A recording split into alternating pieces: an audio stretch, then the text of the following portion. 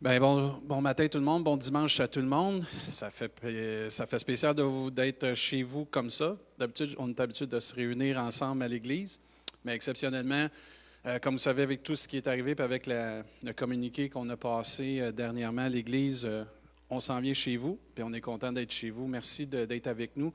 Ce matin, on va apporter une prédication, comme d'habitude, mais aussi, je vais apporter aussi des informations concernant des choses de l'Église à la fin.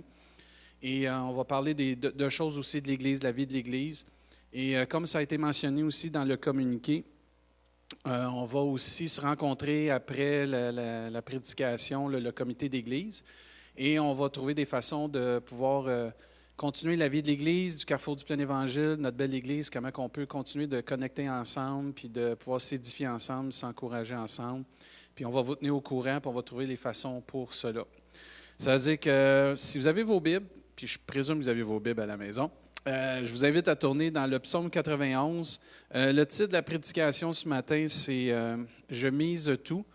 Le Seigneur m'avait donné ce titre-là il y a une couple de semaines, puis ça n'a pas changé. Il y a quelques petites choses qui ont changé parce que je veux vraiment adresser des choses concernant ce qu'on vit présentement. Puis je pense qu'il ne faut pas jouer à l'autruche en tant qu'enfant de Dieu. Il faut vraiment prendre le temps d'expliquer des choses. Puis ce matin, on va prendre le temps d'expliquer des choses.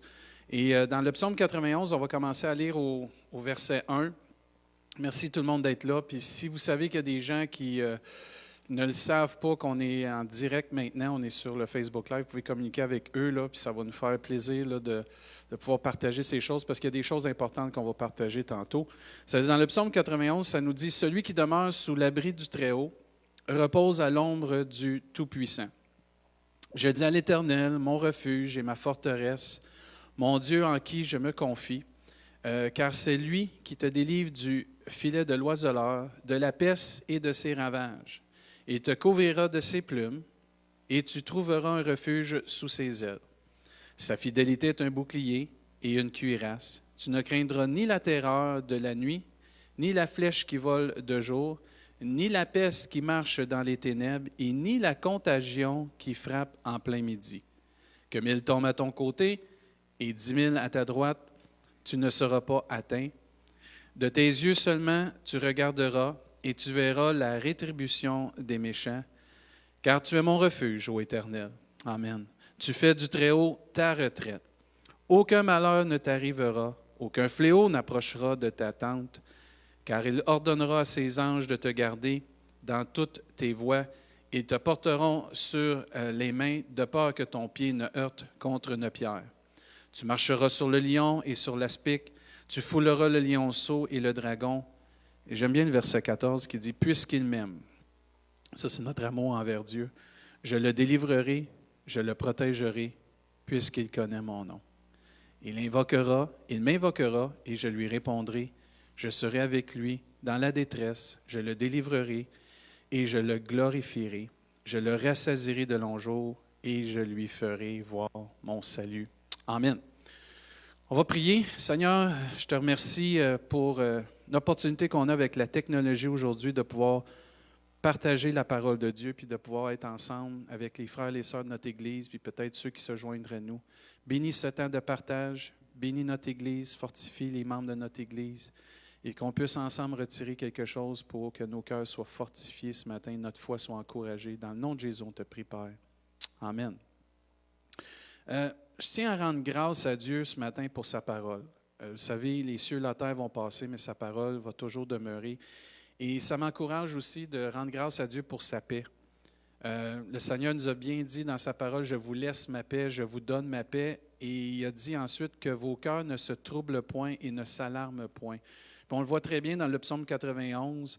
Et c'est vraiment bon quand il dit au verset 6, « Ni la contagion qui frappe en plein midi. » On est protégé par la grâce de Dieu et on est béni de connaître Dieu ce matin. Puis je veux rendre grâce à Dieu que sa paix nous garde, que sa paix vient faire une différence dans nos vies. Puis je veux rendre grâce aussi à Dieu pour sa présence dans nos vies. C'est là qu'on voit dans les temps où il y a de l'incertitude, il y a de l'inquiétude, de l'anxiété, peu importe dans le monde qu'on vit, on vient qu'à réaliser que la présence de Dieu, qu'est-ce qu'elle accomplit dans nos vies. Elle vient nous stabiliser. Ce n'est pas pour rien que Dieu dit, c'est dans le calme et la confiance que sera votre force. Et on voit aussi que Dieu nous a tellement rappelé au travers de toute sa parole qu'il ne délaisse pas ceux qui se confient en lui. Et je pense que c'est des moments, ce qu'on vit présentement, de pouvoir encore redoubler de se confier en Dieu, de vraiment s'en remettre à Dieu. Parce qu'on vit des temps, là, ce qu'on peut le voir, tout le monde, là, c'est bouleversé dans le monde, là, c'est à l'échelle planétaire. Mais Dieu, il n'est pas bouleversé. J'aimais ce qu'un pasteur disait, je ne me souviens pas si c'est Mario Mascotte qui disait ça, mais il dit, vous savez, Dieu, il n'est pas tombé en bas de son trône. C'est-à-dire que Dieu, il est encore en contrôle. Dieu est là, puis Dieu il est fidèle. Nous, on a juste à garder nos yeux sur lui. Ça nous dit, ayant les regards sur Jésus, qui est le chef et le consommateur de notre foi. C'est-à-dire qu'il faut continuer d'avoir les regards sur Jésus. Puis il y a plein de promesses dans les psaumes et au travers de la parole de Dieu que Dieu était là pour nous protéger. Puis il faut continuer d'aller dans cet aspect-là, de miser tout sur Dieu. En anglais, ils disent « all in ». On est tout entier, on est tout là. Puis je pense qu'il faut tout miser sur Dieu dans ce qu'on vit présentement. Puis je rends grâce à Dieu qui confirme sa parole aujourd'hui. Parce que tout ce qu'on vit présentement, ça a été annoncé dans la parole de Dieu, qu'on était pour vivre des temps comme ça, qu'on était pour avoir des choses vers la fin des temps, plus près qu'on approche du retour du Seigneur, qui était pour arriver dans le monde. Puis je crois que ça doit arriver, comme Dieu le dit, puis il y a une raison pour ça, parce que Dieu les a prédits, afin que les gens se tournent vers lui. Puis c'est une bonne occasion que les gens vont pouvoir se tourner vers lui. Puis on peut encore reposer à l'ombre du Tout-Puissant aujourd'hui. C'est-à-dire, celui qui demeure sous l'abri du Très-Haut repose à l'ombre du Tout-Puissant.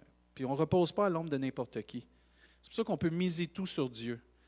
On peut mettre toute notre vie entre les mains de Dieu, puis il faut le faire parce qu'il est encore notre forteresse, il est encore notre bouclier, il demeure fidèle, il est encore notre repère, le Seigneur, il n'a pas changé, là. Il est encore notre rocher, il est encore notre protecteur. Puis il est encore aussi celui qui pourvoit tous nos besoins selon sa richesse et sa gloire en notre Sauveur Jésus-Christ. La parole de Dieu nous dit que Dieu est avec nous. Dieu ne nous abandonne pas. Il faut continuer de se confier en Dieu, il faut continuer de miser sur Dieu, il faut continuer de mettre toute notre confiance en Dieu. Puis je crois qu'on va voir la force de notre Église, parce que je crois que c'est des tests pour l'Église. Qu'on va voir la force de notre Église dans les difficultés qu'on vit présentement, comment que notre Église est en santé dans ses relations. On le dit souvent que l'Église, ce n'est pas le bâtiment, puis l'Église, ce n'est pas juste le dimanche.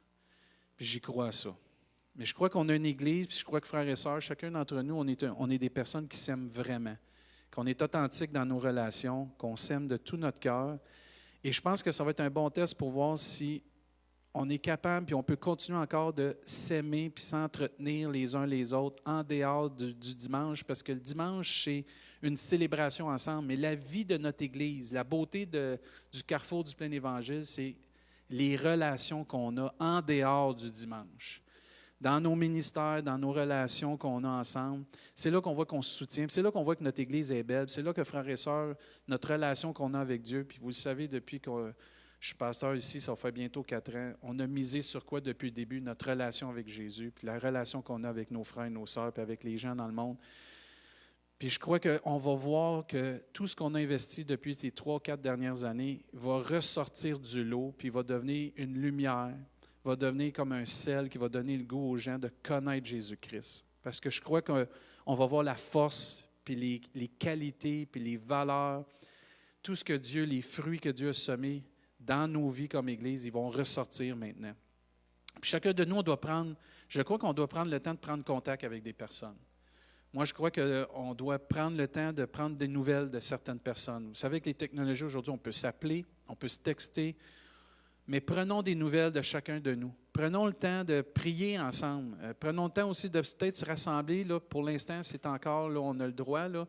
Prenons le temps peut-être de se rassembler dans des petits groupes. Je sais que chez nous, ce soir, là, on a invité des personnes pour faire un temps de prière et de partage. Parce qu'on ne peut pas là, en grand nombre, mais en petit nombre, on peut le faire. C'est-à-dire, je vous invite, frères et sœurs, à prendre le temps, si vous avez à cœur, vous avez des affinités avec des frères et des sœurs, invitez-vous chez vous. Prenez le temps, si vous n'êtes pas malade, vous êtes en santé, puis ça va bien, invitez-vous, puis prenez le temps de prier ensemble. Prenez le temps de prier, prenez le temps de s'édifier. La Bible nous enseigne de s'édifier les uns les autres, s'encourager, puis c'est des bons moyens. Puis c'est ça la vie d'Église. C'est pas juste le dimanche, c'est dans nos relations. Puis je pense que c'est bon de prendre des nouvelles de chacun, de se rassembler en petits groupes, puis de s'encourager avec la parole de Dieu, s'encourager. Prenons le temps de louer Dieu. Prenons le temps aussi de goûter puis de rendre grâce à Dieu, à sa fidélité, comment Dieu est bon. Vous savez, Dieu n'a pas dit « Je suis au milieu de vous lorsque vous êtes 200-300.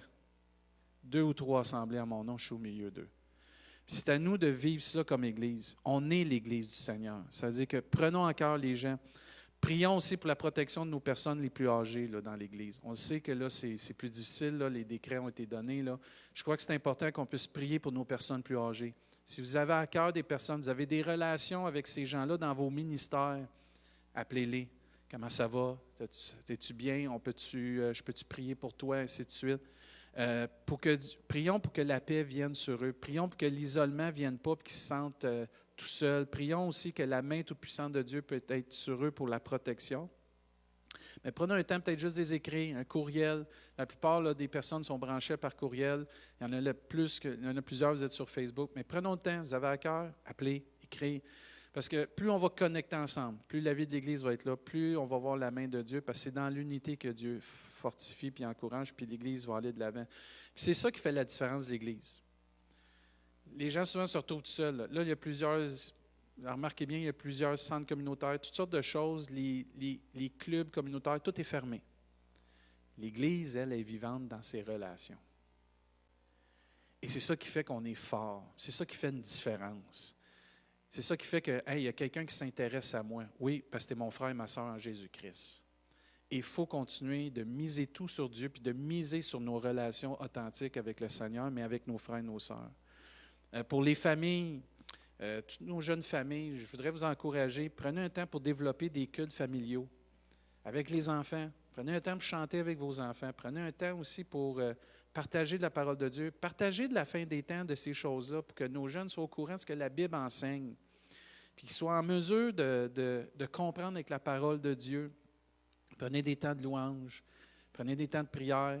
Encouragez-les à prier pour les personnes plus âgées dans l'Église, qu'ils soient sensibles qu'il y en a d'autres qui sont touchés par ce qui se passe dans le monde, mais qu'on peut prier pour eux autres, qu'on peut partager avec la parole de Dieu avec nos enfants, puis de parler des vraies choses. Puis aussi, tous les parents, j'ai du matériel qui est traduit en français, si vous voulez, pour initier des discussions avec vos enfants, pour l'initier à la prière, différentes façons de prier. Si vous avez à cœur d'avoir ce matériel-là, je l'ai, il est disponible, je peux vous l'envoyer. Il est en format PDF, il est en format aussi Word. Juste à m'écrire par Messenger, toutes les jeunes familles que vous voulez ça, ou si vous êtes des parents que vous ne savez pas trop comment vous prendre, là, tout est prêt, là, vous avez juste à m'écrire, ça va me faire plaisir, je vais vous l'envoyer aussitôt que je vais pouvoir, là, ça va me faire plaisir de vous fournir ce matériel-là. Puis que nos enfants aussi doivent apprendre à nous voir qu'on est confiant en Dieu. Quand on va faire nos cultes familiaux, quand on va parler avec nos enfants, puis surveillons de qu'est-ce qu'on parle autour de nos enfants. Parlons de qu'est-ce que Dieu fait dans nos vies. Parlons aussi comment on est confiant que Dieu va agir. La parole de Dieu nous enseigne que c'est de l'abondance du cœur que la bouche parle. Soyons confiants. Misons tout sur Dieu. Pas juste dans nos temps de prière, pas juste dans nos temps où on va lire la parole de Dieu, mais avec nos enfants. Il faut que nos enfants voient qu'on est confiant et serein et en paix parce qu'on se confie en Dieu. On mise tout sur Dieu. Puis je crois aussi que le monde autour de nous a besoin de voir qu'on est confiant, qu'on est serein, qu'on est en paix parce qu'on mise tout sur Dieu. Plus le monde va avancer, puis on le voit, là, moi je rends grâce à Dieu pour les gens de Rimouski. Je suis fier d'être Rimouskois parce qu'ils ont vraiment à prendre ça avec un grain de sel aussi, puis avec sagesse et intelligence. Là, puis je suis vraiment fier. Mais ça se peut qu'on va rencontrer des gens dans notre entourage qui vont avoir besoin de voir qu'on est une colonne de confiance et de paix parce qu'on se confie en Dieu. On a une opportunité, et je veux le répéter, on a une opportunité de briller, de témoigner, de partager, puis de démontrer que de connaître Dieu, puis d'avoir une relation avec Jésus-Christ, ça fait une différence. Parce qu'on mise tout sur Dieu. Et les gens doivent voir ça. C'est une opportunité pour chacun de nous. Les frères et sœurs, là, je veux nous encourager comme famille, comme Église. Misons tout sur Dieu. Dans nos relations, dans notre travail, peu importe. Dieu va pourvoir, Dieu est là, Dieu est fidèle. Mais il faut prendre le temps. Moi, je me souviens quand je vivais des temps d'inquiétude, des fois, ou d'incertitude, un des chants qui m'a le plus encouragé de toute ma vie, c'est « Par ce qu'il vit, je n'ai rien à craindre ». Le chant dit « Mes lendemains sont assurés, entre ses mains, il tient ma vie. Pour ce temps et l'éternité, je sais qu'il vit. » Et c'est un chant qui, ça fait des années là, qui a été composé, mais il est tellement vivant. Parce que Dieu vit, parce que Jésus vit, on n'a rien à craindre. Une des paroles qui a été prononcée le plus souvent au travers de la parole de Dieu, c'est « Ne craignez rien » ou « Ne crains pas, n'aie pas peur ». Chaque jour suffit sa peine, frères et sœurs. Demain ne nous appartient pas, mais je sais que demain est dans les mains du Seigneur. Et c'est important que notre foi repose sur la parole de Dieu, sur notre relation avec Dieu, et qu'on mise tout sur ce que Dieu nous a promis, puis on mise tout sur nos relations de frères et sœurs. Je veux nous encourager, par exemple, attendez pas que quelqu'un vous appelle ou quelqu'un vous écrive. Faites le premier pas. S'il y a quelqu'un qui vous vient à cœur, puis que l'Esprit de Dieu vous met à cœur, juste de communiquer pour prendre des nouvelles, faites-le. Vous savez, c'est un cercle. La Bible dit, tu récoltes ce que tu sèmes. Si on sème de prendre soin des gens, il y a des gens qui vont prendre soin de nous. Puis je pense, dans les temps qu'on vit, l'Église a besoin vraiment de se lever comme famille, puis prendre soin l'un des autres, les uns des autres. Et aussi, ce matin, ce que je veux partager avec vous, est-ce que ma foi est basée et mon cœur est rassuré sur mon quotidien ou plus sur ma confiance en Dieu? Parce que certains d'entre nous, si on ne fait pas attention, notre foi, ou même notre cœur, notre âme, est rassurée quand le quotidien va bien. Mais ce n'est pas ça. La Bible a dit qu'on va avoir des épreuves. Est-ce que ma foi et mon cœur est rassuré parce que je fais confiance et j'ai une confiance inébranlable en Dieu? C'est ça qu'on devrait avoir, frères et sœurs. Il est temps de miser tout sur Dieu, de continuer d'avoir confiance en lui, mais aussi d'être tout entier à lui. Vous savez, quand on vit des choses comme ça, c'est le temps de voir si mon cœur est tout entier à Dieu. Il y a un roi dans 2e Chronique, au chapitre 25, au verset 2, qui s'appelle Amazia ou Amatia. Je le dis comme que je pense là, que ça devrait se dire. Puis au verset 2, il dit « Il fit ce qui est droit aux yeux de l'Éternel, mais avec un cœur qui n'était pas entièrement dévoué. » Une autre version nous dit « Il fit ce qui était droit aux yeux de l'Éternel, mais avec un cœur qui ne lui était pas attaché sans réserve. » On peut faire tout ce qui est supposé d'être correct selon la parole de Dieu, mais en même temps, peut-être mon cœur n'est pas tout entier à Dieu. Dans les temps qu'on vit présentement, c'est des signes de la fin des temps. C'est des signes que le Seigneur va revenir bientôt. Mais est-ce que mon cœur est tout entier à Dieu? Je ne sais pas si vous vous souvenez, dans Marc, à un moment donné, il y a un jeune homme qui est venu vers Jésus, un jeune homme qui était riche, puis il a demandé à Jésus comment il pouvait obtenir la vie éternelle. Puis à un moment donné, Jésus lui dit dans Marc 10, 19, « Tu connais les commandements, tu ne commettras point d'adultère, tu ne tueras point, tu ne déroberas point, tu ne diras point de faux témoignages, tu ne feras tort à personne, honore ton père et ta mère. » Puis il répondit, « Maître, j'ai observé toutes ces choses dès ma jeunesse. » Un peu comme le roi, il avait fait tout ce qui était droit aux yeux de l'Éternel. Là, Jésus, l'ayant regardé, l'aima. Et Jésus, quand il nous regarde, il voit tout. Hein, on est transparent, là. Puis il nous aime, puis quand il nous aime, il va nous dire quelque chose qu'on a besoin, pas quelque chose qu'on veut entendre. Et là, il lui a dit, « Il te manque une chose. Va vendre tout ce que tu as, donne-le aux pauvres, et tu auras un trésor dans le ciel, puis viens et suis-moi. » Le jeune homme, il y avait 2 réactions possibles. Soit qu'il faisait ce que Dieu lui demandait, ou l'autre réaction qu'il a choisie. Il fut affligé au verset 22 de cette parole, et cet homme s'en alla tout triste car il avait de grands biens. C'est pas que Dieu nous demande de tout donner notre argent, là. C'est qu'il y a un principe ici qu'il y avait quelque chose dans sa vie qui était plus grand que Dieu, puis il n'était pas tout entier à Dieu. Malgré qu'il avait tout observé, comme le roi dans 2e Chronique, il avait tout observé ce qu'il devait faire, son cœur n'était pas tout entier à Dieu. Et dans les moments qu'on vit présentement, je crois que c'est le temps qu'on puisse regarder qu'on n'est pas sauvé par les œuvres, on n'est pas sauvé parce qu'on vient à l'Église, on est sauvé par la foi en Jésus-Christ, on est sauvé par notre amour, et le fruit dans nos vies va le démontrer très clairement, très haut et fort. Le psaume 78 déclare « Leur cœur n'était pas ferme envers lui, et il n'était pas fidèle à son alliance. Isaïe nous dit au chapitre 29, verset 13, le Seigneur dit, « Quand ce peuple s'approche de moi, il m'honore de la bouche et des lèvres, mais son cœur est éloigné de moi, et la crainte qu'il a de moi n'est qu'un précepte de tradition humaine. » Est-ce que j'ai des traditions dans ma vie?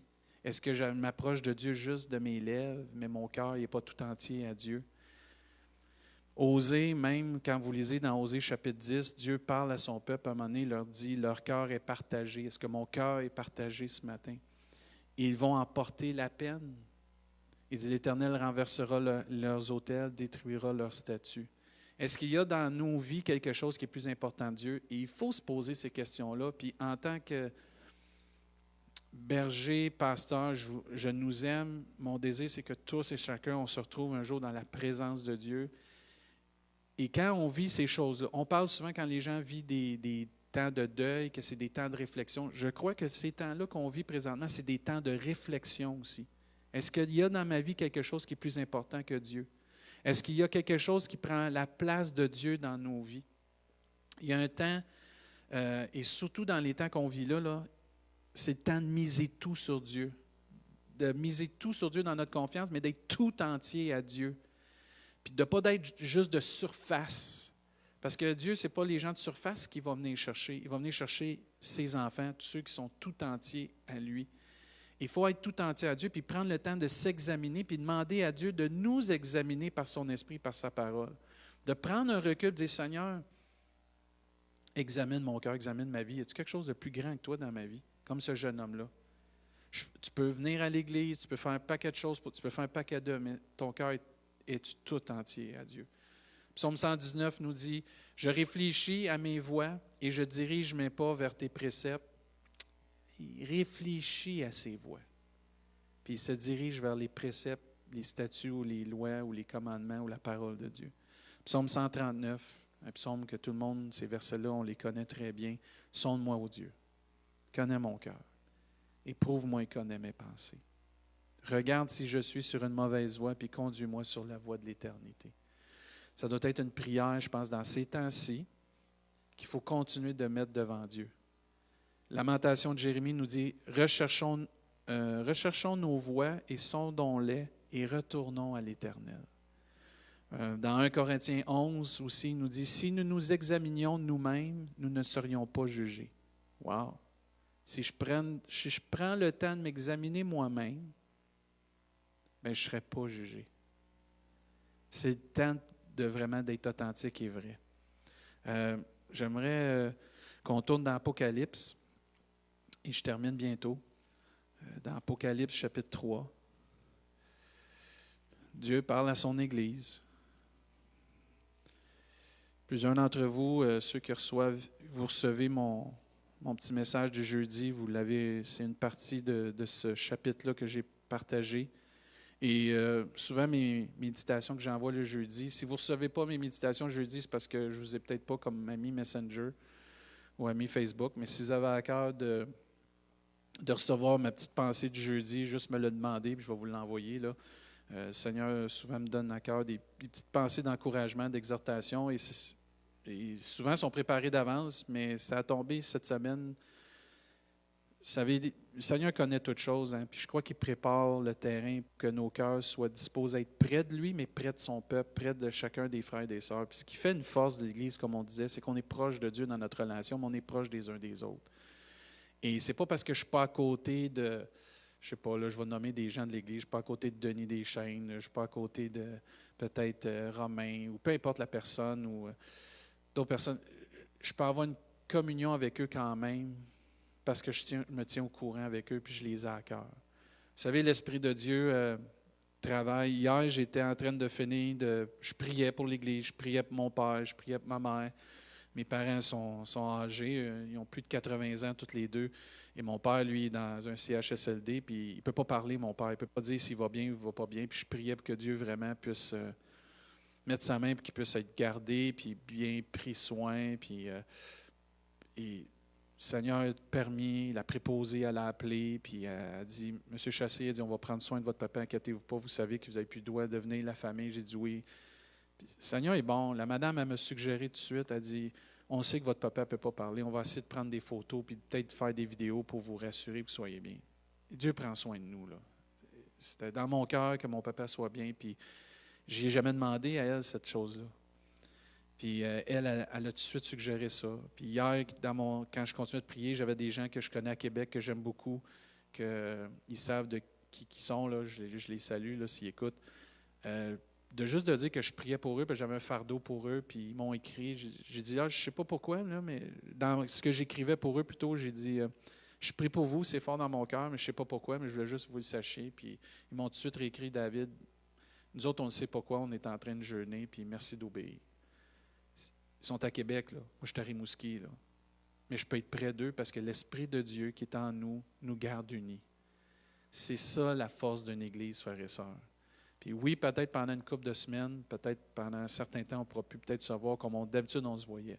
Mais moi, je prie que ça se rétablisse le plus vite possible parce que je m'ennuie de l'Église, je m'ennuie de la famille, là, des enfants de Dieu. Puis on va prier dans ce sens-là. Mais je sais que je peux garder contact avec mes frères et mes sœurs parce que l'Esprit de Dieu qui est en nous témoigne, il nous pousse, il nous dit, il nous inspire quoi prier et à quel moment le prier. C'est-à-dire, gardons ça, frères et sœurs. Soyons tout entiers dans nos relations, mais tout entiers à Dieu. Puis ici, on voit que Dieu parle à une de ses églises, l'église de Laodicée, dans Apocalypse 3, verset 14. Il dit « Écris à l'ange de l'église de Laodicée. Voici ce que dit l'Amen, le témoin fidèle et véritable principe de la création de Dieu. Je connais tes œuvres, un peu comme le jeune homme riche, un peu peut-être comme nous. Je connais tes œuvres, je sais que tu n'es ni froid ni bouillant. Puisses-tu être froid ou bouillant? Il y a un choix à faire. Ainsi, parce que tu es tiède et parce que tu n'es ni froid ni bouillant, je te vomirai de ma bouche. Parce que tu dis, je suis riche et je me suis enrichi, je n'ai besoin de rien. Et parce que tu ne sais pas que tu es malheureux, misérable, pauvre, aveugle et nu, je te conseille d'acheter de moi de l'or, éprouvé par le feu, afin que tu deviennes riche, et des vêtements blancs, afin que tu sois vêtu et que la honte de ta nudité ne paraisse pas, et un collier pour oindre tes yeux, afin que tu vois. Moi, ma prière ce matin, entre autres, c'est qu'au travers de tout ce qu'on vit, qu'il y ait vraiment une rétrospective interne de chacun de nous dans notre relation avec Jésus, avec Dieu. Puis que Dieu, si on a une fausse conception de qu'est-ce qu'on est vraiment en Jésus-Christ, que Dieu nous le révèle afin qu'on puisse aller vers lui et qu'on puisse être guéri spirituellement. Et Dieu dit au verset 19, « Moi, je reprends et je châtie tous ceux que j'aime. » C'est facile, hein? C'est aller, mais Dieu, il nous aime tellement qu'il ne nous laissera pas aller dans le mur. En bon québécois, où il ne nous laissera pas aller comme ça, à la dérive. Il veut nous avoir avec lui. Il vient bientôt nous chercher. Et il veut qu'on fasse partie de ceux qui vont être avec lui pour l'éternité. Et c'est pour ça qu'il nous reprend. Ça dit, aie donc du zèle. Ça prend du zèle. Un feu d'être tout entier à lui. Vous savez, dans une autre version de 2 Chronique 25, disait que le roi avait manqué d'enthousiasme dans ce qu'il faisait. Parce qu'il n'était pas tout entier ou dédié. Avez-vous déjà travaillé avec quelqu'un que vraiment ça ne tente pas? C'est vraiment pas plaisant. Ou tu fais du ministère avec quelqu'un que ça ne tente pas, c'est vraiment pas plaisant, qui n'est pas passionné, qui n'a pas de zèle.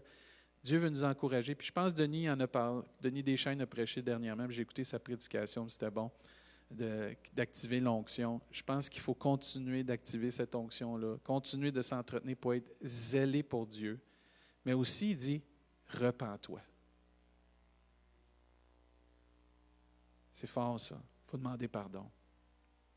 Il dit, voici, je me tiens à la porte et je frappe. Et si quelqu'un entend ma voix et ouvre la porte, j'entrerai chez lui, je souperai avec lui et lui avec moi. Amen. Dieu pourrait nous exclure, mais au contraire, même quand nous, on l'exclut, il revient frapper à la porte de notre cœur pour revenir avec nous. Il faut le faire. Dieu nous aime vraiment. Mais il pourrait nous exclure parce qu'on l'exclut. Mais Dieu, ce n'est pas un Dieu d'exclusion, c'est un Dieu d'inclusion. En tout cas, je viens d'inventer ça. Si ce n'est pas des mots, je suis désolé, là, mais en tout cas, ça sonne bien en tout cas. C'est un Dieu d'inclusion.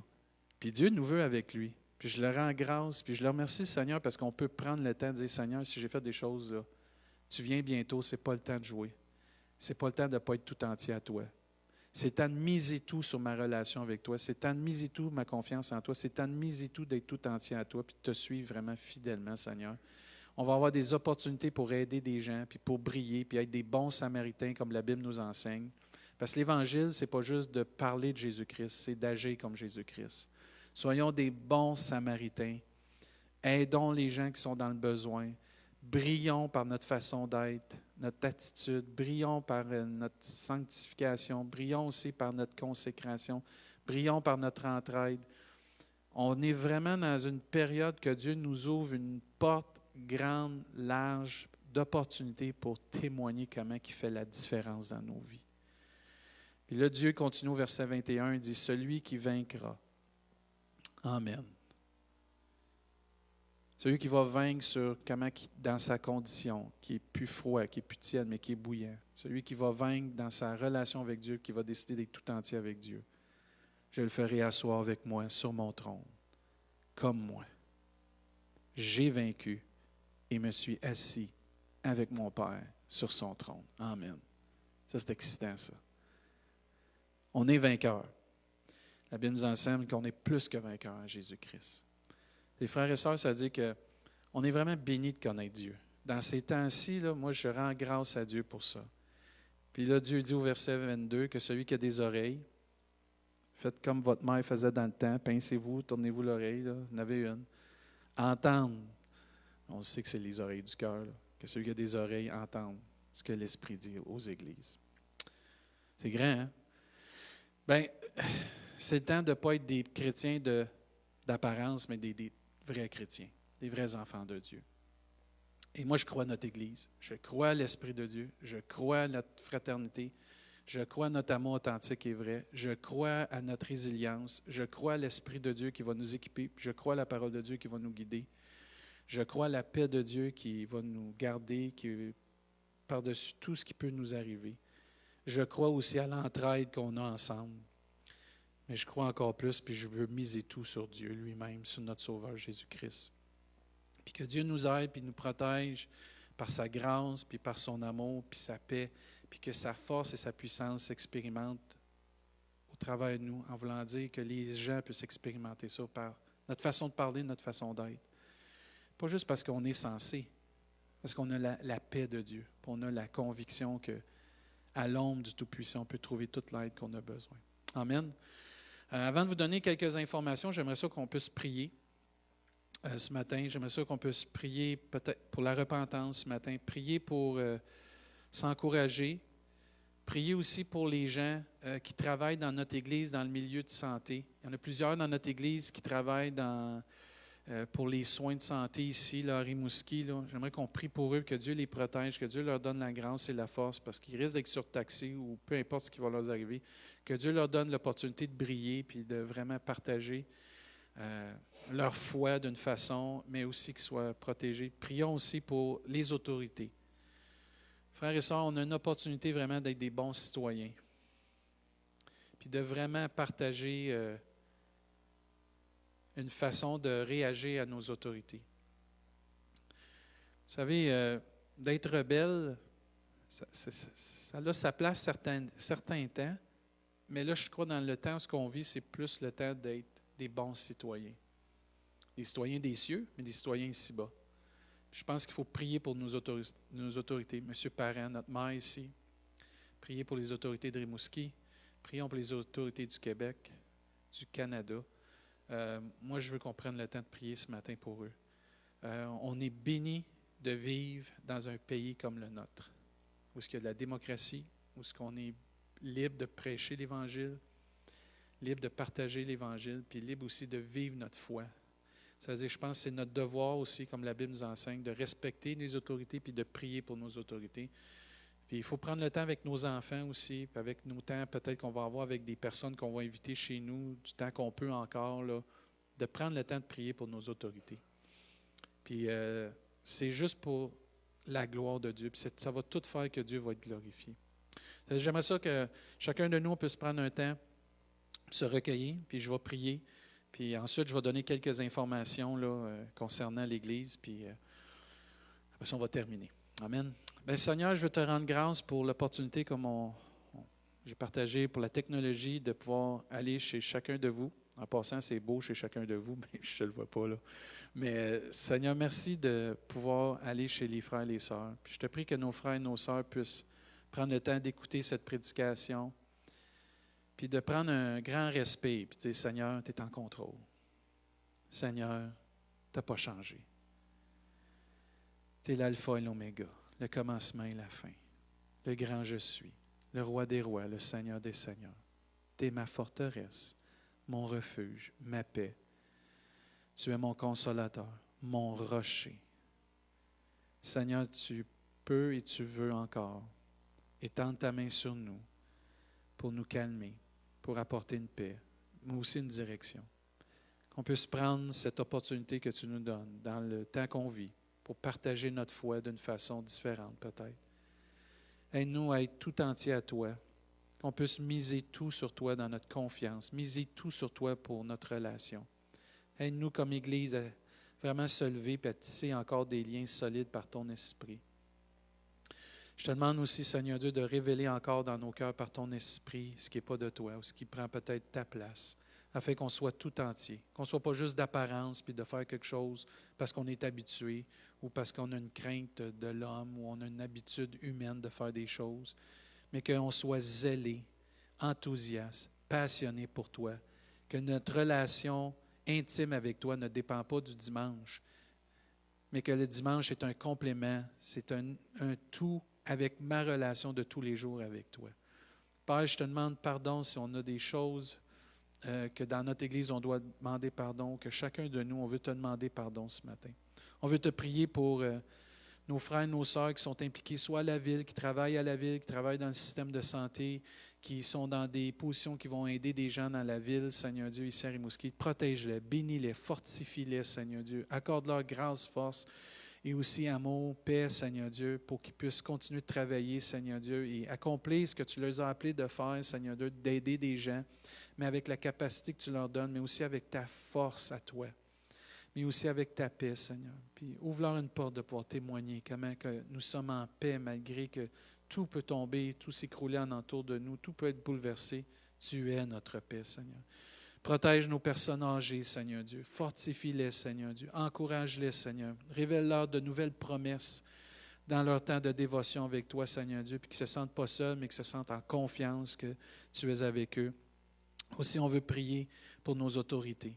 Je te prie pour notre maire, M. Parent, pour notre premier ministre, M. Legault, puis M. Trudeau aussi, Seigneur Dieu. Que tu puisses les toucher, les diriger, que les gens qui les entourent, les conseillers qui les entourent soient des bons conseillers pour le bien du plus grand nombre, pour le bien de notre ville, notre province, notre pays, Seigneur Dieu.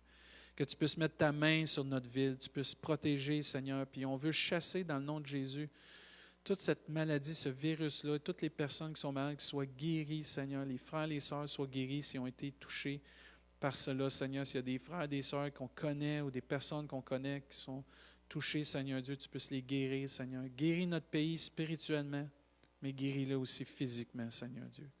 On te demande toutes ces choses pour ta gloire, dans le nom de Jésus, Père. Amen, Seigneur. OK, quelques informations pour vous. On va vous revenir avec le plus d'informations. Là, on se rencontre là, dans à peu près quelques minutes. On va vous revenir avec des informations. Surveillez le Facebook de l'Église. Surveillez tout ce qui va être sur le Facebook de l'Église ou mon Facebook ou peu importe, là, les Facebook du comité d'Église. Si vous n'avez pas Facebook, inquiétez-vous pas. On a la plupart des gens qui sont par téléphone. Si vous vous inquiétez, vous qui êtes sur Facebook, là, vous écoutez là, sur Internet, là, il y a peut-être des gens de l'Église qui n'ont pas Internet. On les sait, on va communiquer avec eux là, par une façon. On a commencé par téléphone, c'est-à-dire, ou si vous avez à cœur, puis vous voyez que les informations qui sont données, vous avez à cœur de communiquer avec des gens, ça va nous aider grandement. Plus on est solidaire, plus ça va aider. La réunion de prière de mercredi est annulée officiellement. Là.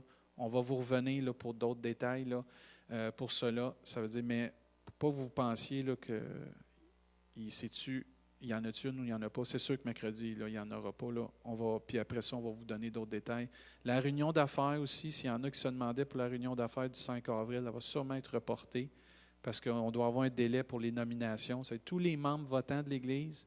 Gardez vos billets de nomination ou si vous venez qu'à avoir un moyen de venir à l'Église, vous voulez venir les porter là, quand que je suis là, il n'y a aucun problème. Mais gardez vos billets de nomination. On va vous revenir avec les détails pour ça. Merci aussi de continuer pour prier pour les gens de l'Église, prier pour l'Église, puis de soutenir l'Église financièrement par vos dons, par le site Internet de l'Église. Vous pouvez donner.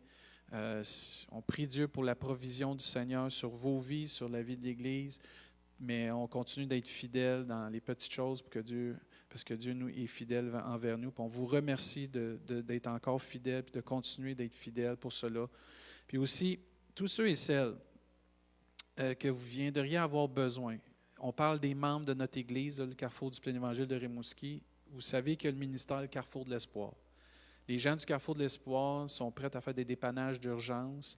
Si vous venez qu'à en avoir de besoin, ne soyez pas timide. Si vous avez besoin d'un dépannage, vous pouvez me contacter via le téléphone de l'Église ou via sur le site Internet par courriel, ou vous pouvez m'envoyer un message sur Messenger. Et on va le faire le plus vite possible pour revenir avec vous pour pouvoir vous aider avec le Carrefour de l'Espoir. Et ça s'adresse aux membres du Carrefour du Plein Évangile de Rimouski.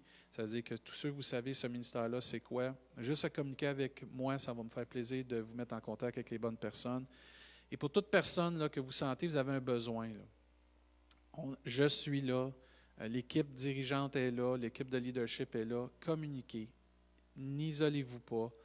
On est là. Vous savez comment me rejoindre. La plupart là, des membres, là, vous savez comment me rejoindre. Là. Puis d'habitude, je suis assez vite pour répondre.